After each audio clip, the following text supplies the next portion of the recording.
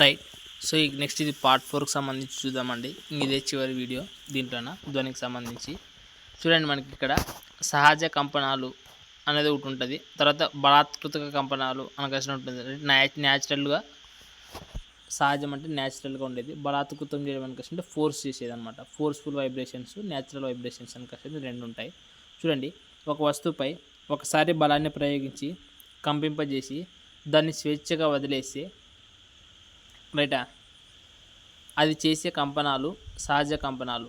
అప్పుడు వస్తువు స్వాభావిక లేదా సహజ పౌనఃపున్యాన్ని కలిగి ఉంటుంది.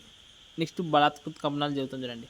వస్తువుపై బలాన్ని అనేక మార్లు ప్రయోగిస్తే అది చేసే కంపనాలు బలాత్కృత కంపనాలు. సో, బలాత్కృత కంపనాలు చేస్తే వస్తువు పౌనఃపున్యం సహజ పౌనఃపున్యానికి సమానము కాదు. జస్ట్ ఇప్పుడు చెప్తా చూడు. ఇప్పుడు రెండోది కంపారిజన్ చేసి చెప్తా చూడు. సో, న్యాచురల్‌కి, ఫోర్స్‌ఫుల్‌కి తేడా ఏమి? సో, సహజ కంపనాలు ఒక్కసారి నువ్వు అలా టచ్ చేసి కాసి వదిలేస్తావు. ఒక్కసారే నువ్వు ఫోర్స్ ఎన్నిసార్లు అప్లై చేస్తావు ఇక్కడ? 1 టైం ఫోర్స్ అప్లై చేసి కాసి వదిలేస్తావు. సో, అది ఏమైతుంది అట్లా నార్మల్‌గా అట్లా కంపిస్తూనే ఉంటదనమాట. సో, అప్పుడు మనకి ఏమైతుంది అనగా అంటే దాని యొక్క వస్తువు యొక్క పౌనఃపున్యం అనేది సహజ పౌనఃపున్యానికి ఈక్వల్ అవుతదనమాట. రైటా? నువ్వు ఎప్పుడు ఒక్కసారి ఫోర్స్ అప్లై చేసినప్పుడు అది కంపింపజేసేటట్లు చేస్తే గిన. బట్ అనేక సార్లు నువ్వు ఫోర్స్ ప్రతిసారి ఉపయోగించి దాన్ని కంపింపజేయడానికి ట్రై చేస్తే గిన దాన్నే మనకి బలాత్కృత కంపనం అంటారు. బట్ ఈ సిచ్యువేషన్స్‌లోన మనకి ఆ వస్తువు యొక్క పౌనఃపున్యం అనేది రైటా? సహజ పౌనఃపున్యానికి సమానం కాదు. సో, ఈ పాయింట్ చాలా ఇంపార్టెంట్. ఎందుకనకంటే నెక్స్ట్ వచ్చి మన కాన్సెప్ట్ అనునాదము, రిజోనాన్స్ అంటారు కదా! సో, ఈ రిజోనాన్స్‌లోన రైటా? సో, వస్తువు యొక్క పౌనఃపున్యం అనేది సహజ పౌనఃపున్యానికి సమానం అవుతుందా కాదా అనే సిచ్యువేషన్ నుంచే మనకి నెక్స్ట్ అనువర్తనాలు అనేటివి వస్తాయన్నమాట. సో, ఒక వస్తువు యొక్క పౌనఃపున్యం అనేది సహజ పౌనఃపున్యానికి సమానం అవుతుంది ఎప్పుడు? అది సహజంగా కంపిస్తే, అంటే నువ్వు ఒక్కసారి మాత్రమే ఫోర్స్ యూజ్ చేసి ఆ వస్తువుని కంపింపజేస్తే అక్కడ వస్తువు యొక్క పౌనఃపున్యం అనేది సహజ పౌనఃపున్యానికి సమానం అవుతుంది. నువ్వు పలుమార్లు రైటా? ఆ వస్తువు పైన ఫోర్స్‌ని నువ్వు ఉపయోగించేసి బలాత్కృత కంపనాలు చేస్తే గిన అక్కడ వస్తువు యొక్క పౌనఃపున్యం అనేది రైటా? సహజ పౌనఃపున్యానికి సమానం కాదు. రైటా? ఈ పాయింట్లు గుర్తుపెట్టుకొని రైటా? రిజోనాన్స్ అనే టాపిక్‌ని మీరు చదివితే మీకు అర్థమవుతుంది. చూడండి, రిజోనాన్స్ అంటే ఏంటివి? బలాత్కృత కంపనాలు చేసే వస్తువు యొక్క సహజ పౌనఃపున్యం దానిపై ఆవర్తన బలాన్ని కలిగేసే వ్యవస్థ పౌనఃపున్యానికి సమానమైతే రైటా? బలాత్కృత కంపనాలు చేసే ఒక వస్తువు యొక్క సహజ పౌనఃపున్యం, ఆ వస్తువు యొక్క సహజ పుణ్యం అనేవి దానిపై ఆవర్తన బలాన్ని కలిగజేస్తే, అంటే ప్రతిసారి నువ్వు ఫోర్స్ అప్లై చేస్తుంటావు కదా, ఆ కలిగజేసే వ్యవస్థ పౌనఃపున్యానికి సమానం అయితే గిన సహజ పౌనఃపున్యానికి కాదు, నువ్వు ఏదైతే ఆవర్తన బలం కలిగేస్తుంటున్నో ఆ పౌనఃపున్యానికి సమానం అయితే అప్పుడు ఏమైపోతుంది అనుకంటే ఆ వస్తువు అనేది గరిష్ట కంపన పరిమితితో కంపనాలు చేసే ధర్మాన్ని అనునాదం అంటే నువ్వు ఒకసారి చేసేదానికి కాకుండా ప్రతిసారి ఫోర్స్ అప్లై చేసినప్పుడు నువ్వు ఏదైతే ఫోర్స్ అప్లై చేస్తావో ఆ పౌనఃపున్యానికి సమానమైతే గిన ఆ వస్తువు ఏమైతుందంటే ఒక్కసారిగా విపరీతంగా కంపించే స్టార్ట్ అయ్యేది అనమాట. అంటే చాలా విపరీతంగా కంపిస్తుంది అనమాట. నువ్వు అట్లా కంపించేసినప్పుడు ఆటోమేటిక్గా ఏమైపోతుంది అంటే మనకి కొన్ని ఏమంటారు నష్టాలు జరుగుతాయి అనమాట. సో, ఆ నష్టాలు అనేటివి మీకు తర్వాత అర్థమవుతాయి చూడండి. సో, చూడండిగా బలాత్కృత కంపనంలో ప్రత్యేక సందర్భమే ఈ అనునాదం అనేది. చూడండి, 2 వస్తువుల యొక్క సహజ పౌనఃపున్యాలు గిన సమానమైతే 2 వస్తువుల యొక్క సహజ పౌనఃపున్యం, ఇక్కడ 2 వస్తువులు అంటే ఏదేంటి చూడండి. నువ్వు ఏదైతే గిన వస్తువుని కంపిస్తుంటావునో అది, తర్వాత నువ్వు దానిపైన అప్లై చేసే ఫోర్స్ ఏమైతే చేస్తుంటావు. ఇప్పుడు ఒక వస్తువు కంపిస్తుంటుంది, ఆ వస్తువుకి ఒక వస్తువు పైన నువ్వు ఫోర్స్ అప్లై చేస్తుంటావు అనుకో, నీ యొక్క పౌనఃపున్యం ఉంటుంది, తర్వాత ఆ వస్తువు యొక్క పౌనఃపున్యం కూడా ఉంటుంది కదా. సో, నీ ఆ వస్తువు యొక్క పౌనఃపున్యము నువ్వు దానిపైన ఏదైతే ఫోర్స్ అప్లై చేస్తున్నావు దాని యొక్క పౌనఃపున్యము, సో ఆ 2 పౌనఃపున్యాలకి ఈక్వల్గా అయితే గిన అప్పుడు ఏమైపోతుందంటే ఆ వస్తువు విపరీతంగా కంపిసిపోతుంది. అట్లా కంపిసి మనకి ఏమవుతుంది అనుకుంటే కొన్నిసార్లు నష్టం జరుగుతుంది అనమాట. అది ఎట్లా జరుగుతుంది అనేది మీరు నెక్స్ట్ సిచ్యువేషన్లో మీరు చూస్తారు చూడండి. అలాగే ఈ అనునాదం జరిగేటప్పుడు 2 వస్తువుల మధ్య త్వరితగతిన ఇది శక్తి అనేది చాలా స్పీడ్గా బదిలీ అయిపోతుంది. ఎందుకంటే నువ్వు ఫోర్స్ అప్లై చేస్తున్నావు కదా, నువ్వు శక్తిని అంతే ఫోర్స్తో తీసుకుంటున్నావు, అది కూడా తీసుకొని అంతే ఫోర్స్తో చేస్తుంది కాబట్టి సో మనకి ఇక్కడ శక్తి అనేది ఏమవుతుందంటే చాలా ఎక్కువ బదిలీ అవుతుంది అనమాట తక్కువ టైంలోనే. చూడండి, ఈ ఉదాహరణలు చూస్తే మీకు అర్థమవుతాయి. దూరంగా జరిగే బాంబు పేలుల వల్ల ఇంటి కిటికీల అద్దాలు పేలిపోతాయి. బికాజ్ ఆఫ్ అక్కడెక్కడో పేరినప్పుడు దాని యొక్క పౌనపుణ్యం అనేది మన ఇంటి యొక్క కిటికీల యొక్క పౌనపుణ్యం కూడా సమానమైనప్పుడు ఏమైతే అంటే ఆ సౌండ్కి మన కిటికీలు కూడా ఏమైపోతాయి అంటే పగిలిపోతాయి. రైట్. ఎందుకంటే ఆ పౌనపుణ్యానికి ఈ పౌనపుణ్యం వీకైనప్పుడు అది ఏమవుతుంది మనకి విపరీతంగా కంపించినప్పుడు ఆటోమేటిక్గా ఏమైపోతాయి పగిలిపోయిస్తాయి అనమాట. అలాగే ఇది వంతెనలపై సైనికులు కవాతు చేస్తున్నప్పుడు వారు కాళ్ళతో కలిగేసి ఆవర్తన బల పౌనపుణ్యం కాళ్ళతో ఏం చేస్తారు మనకి టప్ టప్ అని సౌండ్ వస్తుంటుంది కదా. సో ఈ వీళ్ళ యొక్క పౌనపుణ్యానికి ఆ వంతెన యొక్క పౌనపుణ్యం కూడా సమానమైతే అప్పుడు ఏమైపోతుంది ఇట్లా ఈక్వల్గా పౌనపుణ్యాలు అయినప్పుడు ఆ బ్రిడ్జ్ అనేది కంపిస్తుంది అనమాట. కంపించినప్పుడు బ్రిడ్జ్ కంపిస్తే ఏమవుతుంది బ్రిడ్జ్ కూలిపోతుంది అనమాట. సో మనకి ఇట్లా సో అందుకోసమే ఈ అనునాదం అనేది చాలా జాగ్రత్తగా మనం గుర్తుపెట్టుకుని నేర్చుకోవాలి కూడా. సో ఒక రేడియోలో పౌనపుణ్యాన్ని మార్చుతూ స్టేషన్ పౌనపుణ్యానికి సమానం చేసినప్పుడు మాత్రమే అన్నదం వల్ల ఆ స్టేషన్లో కార్యక్రమాలు మనకి వినిపిస్తుంది. తెలుసు కదా మనకి రేడియో పనిచేసేది కూడా మనకి ఎట్లా అనిపిస్తుంది ఇట్లా. సో ఆ పౌనపుణ్యానికి ఈ పౌనపుణ్యానికి మనకి నెంబర్ ఉంటుంది అనిపిస్తుంది. పలా నెంబర్ పెడితే కానీ వస్తుంది అనిపిస్తుంది చూస్తాము. సో మనం అట్లా ఈక్వల్ పౌనపుణ్యం చేసినప్పుడు కూడా మనకి రేడియో ప్రసారం అనేవి వినిపిస్తాయి అనమాట.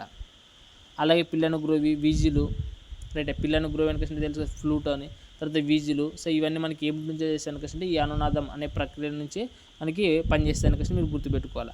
అలాగే చూడండి మనకి ఇక్కడ ఏబిసిడి అని 4 లోకాలు ఇచ్చినాడు. రైట్. లఘు లోలకాలు ఇచ్చినాడు. అందులో ఒకటి పొట్టిగా ఒకటి పొడుగుది ఇంకోటి సన్నది మళ్ళీ ఇంకోటి రెండు ఈక్వల్గా ఉంటాయి. చూడండి ఏ మరియు డి ఈక్వల్గా ఉంటాయి.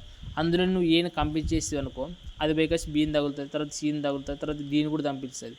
అట్లా నెక్స్ట్ అయిపోయిన తర్వాత ఇంకా అన్ని 4 కదులుతూ ఉంటాయి. బట్ ఇక్కడ ఏ డి అనేది 2 యొక్క పౌనపుణ్యాలు సమానం కాబట్టి ఆ 2 మాత్రంకి బి సి ఆగిపోయినా కానీ ఏ మరియు డి అనేది ఏమవుతుంటాయి అంటే అట్లే కంపిస్తూ ఉంటాయి అన్నమాట.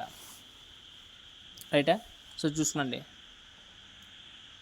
అట్లా ఏదైతే పౌనపుణ్యాలు 2 ఈక్వల్ అవుతుందో అట్లా కంపిస్తుంటాయంటే మిగిలిన ఆగిపోతాయి అనమాట. సో అట్లా డోలవర్తనం కాలం ఈజ్ ఈక్వల్ టు టీ ఒక ఫార్ములా ఇచ్చినాడు. ఈ ఫార్ములా గుర్తుపెట్టుకుంటే ఎప్పుడైనా మిమ్మల్ని అడిగితే 2π = L/G అని మీరు గుర్తుపెట్టుకుంటే పౌనపుణ్యం n = 1/t ఆల్రెడీ మనకి ఈ ఫార్ములా ముందుగానే చెప్పేసినాం. నెక్స్ట్ అలాగే చూడండి శృతిదండం గురించి ఇచ్చినాడు ఇక్కడ. సో శృతిదండం అంటే ఏం చూడండి మనకి ఇది ప్రయోగశాలలో వాడుతుంటాం. శృతిదండం ఒక శబ్ద అనునాదకం రిజోనేటర్. ఇది ఒక యు ఆకారంలో ఉంచబడిన ఒక ఉక్కు కడ్డీ. దీన్ని పట్టుకోవడానికి యు ఆరక వద్ద ఒక కడ్డీ అతుకుబడి ఉంటుంది. దీన్ని రబ్బర్ శృతితో కొట్టినప్పుడు కంపింపజేసినప్పుడు ఒక నిర్దిష్ట పిచ్ కీచుదండంతో అనునాదం చెందుతుంది. శృతిదండం యొక్క పిచ్ దాని భుజాల పొడవుపై ఆధారపడి ఉంటుంది. సాధారణంగా సంగీత వాయిద్యాలను శృతిదండం చేయడంలో శృతిదండం పిచ్ యొక్క ప్రామాణికంగా తీసుకుంటారు. శృతిదండాన్ని సో జాన్సర్ అనే వాడు కనుగొన్నాడు అనుకోండి. ఈ జస్ట్ శృతిదండం గురించి మీకు ఇట్లా చూస్తే అది ఎక్కువ ఎందుకనికంటే మీరు ఎందుకనికంటే ఎప్పుడైనా ఇట్లా కొట్టి చూస్తే మీరు ఎప్పుడైనా చేత పట్టుకొని చూసింటే కానీ మీరు అదేమైతే అనుకంటే ఎక్కువసార్లు కంపింపజేస్తారు అనమాట. ఎందుకనికంటే మనం దేనికైతే కొడతామో అది వెంటనే ఆ ఈక్వల్ పౌనపుణ్యానికి సమానం అయిపోయి అది విపరీతంగా ఒకేసారి కంపిస్తుంది అనమాట. ఎప్పుడైనా శృతిదండాన్ని తీసుకొని మీరు ఎప్పుడైనా చూసింటే మీకు అర్థమవుతుంది అనమాట అది. రైటా. సో మనకి ధ్వనిలో లాస్ట్ కాన్సెప్ట్ ఏమనుకుంటే డాప్లర్ ఎఫెక్ట్ అనేది ఒకటి ఉంటుంది. సో ఈ డాప్లర్ ఎఫెక్ట్ అనేది చూడండి. ఈ డాప్లర్ అనేది ఒక శాస్త్రవేత్త పేరు. ఆయన ఏం కనిపెట్టినాడు డాప్లర్ ఎఫెక్ట్ అనే దానికోసమే ఆయన పేరే పెట్టేసినాడు. దాన్ని డాప్లర్ ఎఫెక్ట్ అని అంటారు. చూడు ఏం కనిపెట్టినాడు ఆయన. పరిశీలకుడు ఉంటాడు. తర్వాత ధ్వని జనకాల మధ్య సాపేక్ష చలనం ఉన్నప్పుడు పరిశీలకుడు వినే పౌనపుణ్యంలో దృశ్య మార్పు వస్తుంది. దీన్నే డాప్లర్ ఎఫెక్ట్ లేదా ఫలితం. ఇక్కడ చూడండి దృశ్య మార్పు ఏమొస్తుంది కింద మీకు చదువుకునే పోయే కొద్దీ మీకు అర్థమైతే చూడండి. నేను చదువుతాను చూడండి. ధ్వనితో పాటు డాప్లర్ ప్రభావం కాంతి ఇతర విద్యుత్ అయస్కాంత తరంగాలు కూడా వర్తిస్తుంది. ఇది జస్ట్ అంటే మిగిలిన కాంతి కూడా వర్తిస్తుంది, విద్యుత్ అయస్కాంత తరంగాలు కూడా వర్తిస్తుంది డాప్లర్ ఎఫెక్ట్. ఓకే అది కాదు మనకు కావాల్సింది. అసలు ఏది జనకం పరిశీలకుడికి సమీపిన దృశ్య పౌనపుణ్యం క్రమంగా పెరుగుతుంది. జనకం పరిశీలకుడి నుండి దూరంగా పోతే దృశ్య పౌనపుణ్యం అనేది క్రమంగా తగ్గుతుంది. ఇప్పుడు చూడండి పౌనపుణ్యం ఒకసారి పెరుగుతుందంట, ఒకసారి తగ్గుతుందంట. అదే చూడండి పరిశీలకుడు ధ్వని జనకాల మధ్య సాపేక్ష చలనం ఉన్నప్పుడు పరిశీలకుడు వినే పౌనపుణ్యంలో దృశ్య మార్పు వస్తుంది. పరిశీలకుడు అంటే సింపుల్ రా. ఇప్పుడు నువ్వు ఉండవు, ఇంకొకడు ఉన్నాడు, వాడు మాట్లాడేది నువ్వు వినాలనుకుంటే నువ్వు వాని వైపు సమీపిస్తే ఆటోమేటిక్గా నీకు మాట్లాడేటివి గట్టిగా వినిపిస్తాయి. వాని నుంచి దూరం పోతే నీకేమైపోతుంది వాడు మాట్లాడేటివి తక్కువగా వినిపిస్తుంది. ఇక్కడ కూడా అదే చూడండి. సో జనకం పరిశీలకుడిని సమీపిస్తున్నా అంటే దగ్గరకు పోతున్నప్పుడు పౌనపుణ్యం అనేది పెరుగుతుంది. అంటే జనకం పరిశీలకుడి నుంచి దూరంగా పోతే నీకు ఆ దృశ్య మార్పు అనేది దృశ్య పౌనపుణ్యం అనేది ఏమవుతుంది తగ్గుతుంది. అంతే. నీకు దగ్గర పోతే నువ్వు సమీపంగా పోతే పెరుగుతుంది, దూరంగా పోతే తగ్గుతుంది. దీన్నే డాప్లర్ ఎఫెక్ట్ ఉంటాడు అనుకోండి. రైట్. దాన్ని మనకి ఇక్కడ ఈక్వేషన్ రూపంలో చెప్పినారు. జస్ట్ ఇల్లు గుర్తుపెట్టుకోండి. సో దీంట్లో ఏటేటివి ఏం వాల్యూ ఎన్ అంటే ఏమి, వి అంటే ఏమి, ఎన్ డాష్ అంటే ఏమి, అంటే V0 అంటే ఏమనేది జస్ట్ గుర్తుపెట్టుకున్నాను అంతే మీరు. రైట్. అలాగే చూడండి దీనికి సంబంధించి ఖచ్చితంగా ఏమేమి ఇచ్చినాడు. ఒక నక్షత్రం నుంచి దూరంగా పోతున్నప్పుడు దాని యొక్క రంగు క్రమంగా నీలి రంగు నుంచి ఎరుపు రంగు వైపు మారుతుంది. దీన్నే అరుణ విస్థాపం, రెడ్ షిఫ్ట్ అంటారు. సో మీకు 2 రకాలు ఉంటాయి ఇవి. ఈ 2 గుర్తుపెట్టుకోండి. రెడ్ షిఫ్ట్ అంటే ఏమి, బ్లూ షిఫ్ట్ అంటే ఏమనేది సింపుల్. ఒక నక్షత్రం నుంచి దూరంగా పోతున్నప్పుడు దాని రంగుల క్రమం అనేది ఎక్కడి నుంచి పోతుంది, నీలి రంగు నుంచి ఎరుపు రంగుకు మారుతుంది.